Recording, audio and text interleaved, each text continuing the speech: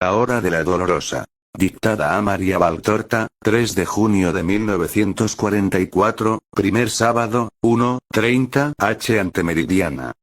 Dice María. Soy la madre. Escribe. Haz todos los sábados la hora de la dolorosa. Pasa así la noche entre el viernes y el sábado, te bendigo por esto. El primer punto y el tercer punto son fáciles para ti. Solo relee visiones y dictados que has tenido. Pero el segundo te es penoso porque lo debes hacer por ti misma. En tu describir has dicho, María con el grupo, por un pequeño camino vuelve a la casa. Y si bien esto es suficiente en la descripción, no podías decir más en tu debilidad, no basta para tu oración de ahora. Escribe, pues, para tu guía lo que entonces sufrí. Cuando la piedra se corrió a su oquedad y cerró el sepulcro me pareció que me pasase por encima del corazón y me lo triturase, arrancándomelo del pecho. Me agarré a sus salientes con las uñas y con la boca para apartarla, aquella piedra que me separaba de Jesús, que me lo hacía morir por segunda vez, y de una muerte más profunda, con una separación aún mayor en la que ni siquiera los miembros de mi hijo eran ya míos, pero ay de mí. No conseguí nada. Las uñas y los dientes se escurrieron sin poder mover aquella gran piedra. Sangraban los dedos y los labios pero permaneció cerrado e inexorable como la muerte. Fue entonces cuando sobre la sangre corrió el llanto.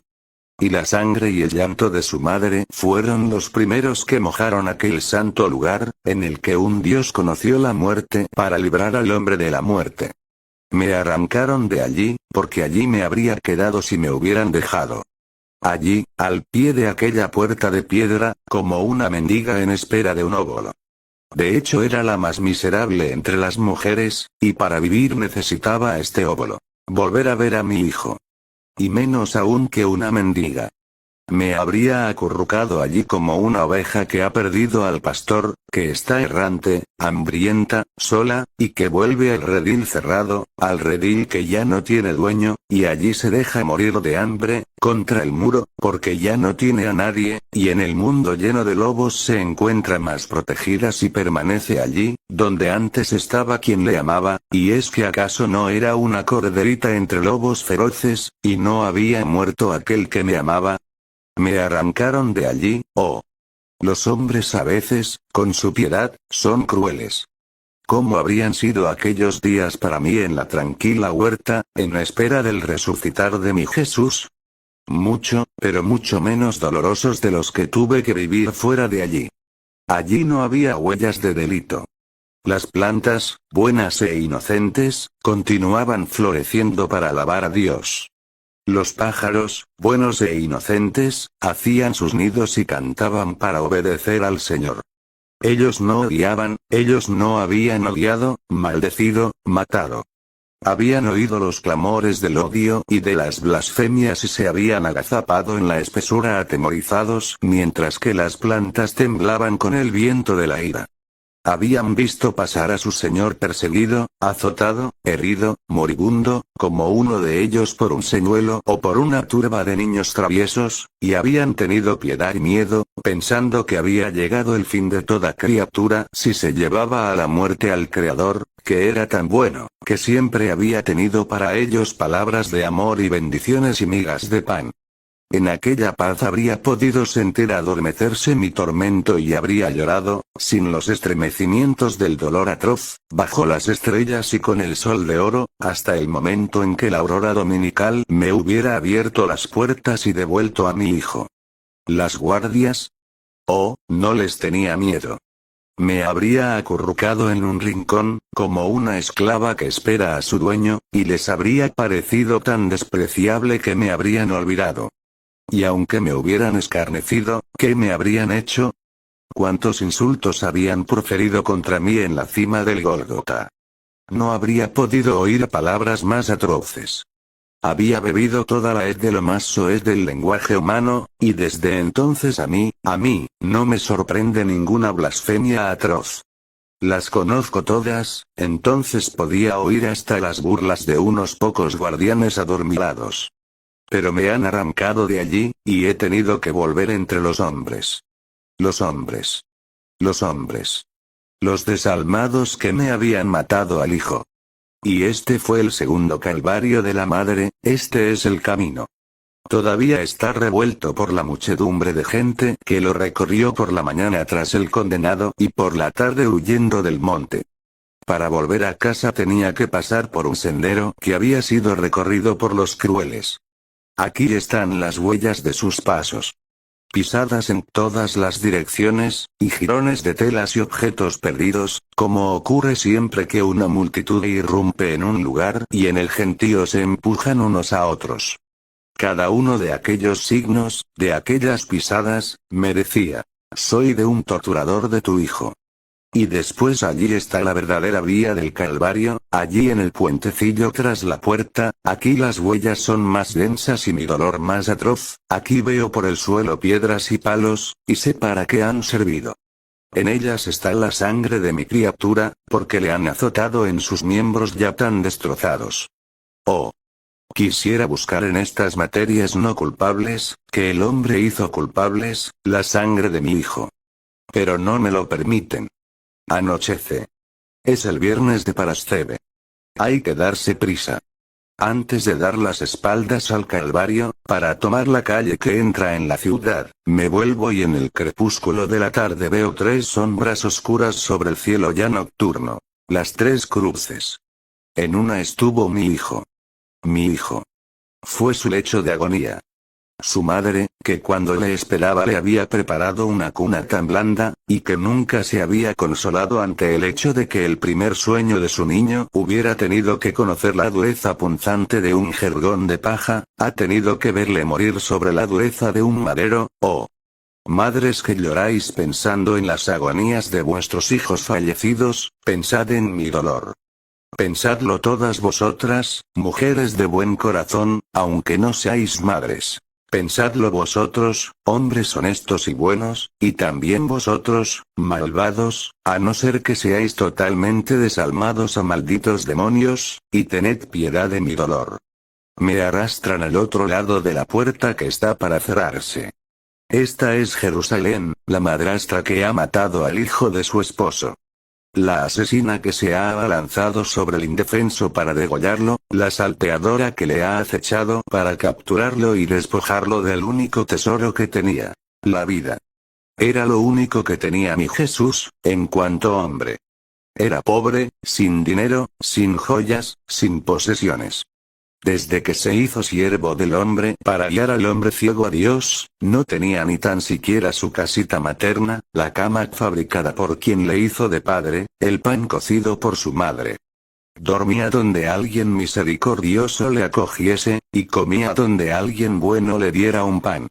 Y si no, eran las hierbas del campo las que acogían su cuerpo cansado y las estrellas las que velaban su sueño, y eran las espigas del trigo maduro, y las moras salvajes que son alimento para los pájaros, las que proveían a su hambre. No tenía más de cuanto tiene el pájaro que busca su alimento en el campo y su descanso en el enil. Pero era joven y sano. Tenía la vida, y se la han quitado. Jerusalén le ha despojado de su vida. Ha absorbido su sangre como un vampiro, y como un buitre le ha herido con el pico de su perversidad, como una sádica rebelde lo ha torturado y clavado, gozando de sus dolores atroces, de sus temblores, de sus sollozos, de sus convulsiones. Oh. ¿Cómo los veo todos, todavía? Hay poca gente en las calles. Los delincuentes se esconden tras el delito. Pero esos pocos, escabulléndose furtivos en las estrechas callejuelas, desapareciendo tras las portezuelas atrancadas inmediatamente como si temieran la invasión de los enemigos, me hacen sobresaltar de horror. Quizás ese viejo es uno de sus acusadores, quizás ese joven ha blasfemiado contra él y ese hombre, membrudo y robusto, le ha maltratado y azotado, y ahora huyen, se esconden, se encierran. Tienen miedo. ¿De qué? De un muerto. Para ellos no es más que un muerto porque han negado que es Dios. Entonces, ¿de qué tienen miedo? ¿A quién cierran las puertas? Al remordimiento. Al castigo. No sirve. El remordimiento que está en vosotros os seguirá eternamente. Y el castigo no es humano. Y contra este no sirven cerrojos y trancas. Baja del cielo, de Dios que venga a su inmolado, y penetra más allá de los muros y de las puertas, y con su llama celestial os marca para el castigo sobrenatural que os espera. El mundo volverá a Cristo, al Hijo de Dios y mío, volverá aquel que habéis traspasado, pero vosotros os quedaréis señalados para siempre, los Caínes de un Dios, el oprobio de la raza humana. Y yo que he nacido de vosotros, yo que soy la madre de todos, debo decir que para mí, vuestra hija, habéis sido peores que padrastros, y que de entre el inmenso número de mis hijos, vosotros sois aquellos a los que más me cuesta acoger, porque estáis sucios por el delito hacia mi criatura y no os arrepentís diciendo, eras el Mesías. Te reconocemos y te adoramos. Pasa una ronda romana. Los dominadores tienen miedo de la multitud desenfrenada. Oh. No temáis. Son hienas viles. Se lanzan contra el cordero indefenso, pero temen al león armado con lanzas y con autoridad. No temáis a estos rastreros chacales. Vuestro paso férreo les hace huir, y el brillo de vuestras lanzas les hace más mansos que conejos. Esas lanzas. Una ha abierto el corazón de mi hijo. ¿Cuál de ellas? Verlas es para mí como una flecha en el corazón. Y sin embargo quisiera tenerlas todas entre mis manos temblorosas, para ver cuál de ellas tiene aún huellas de sangre, y decir, es esta. Oh soldado, dámela. Dala a una madre recordando a tu madre lejana, y yo rezaré por ella y por ti.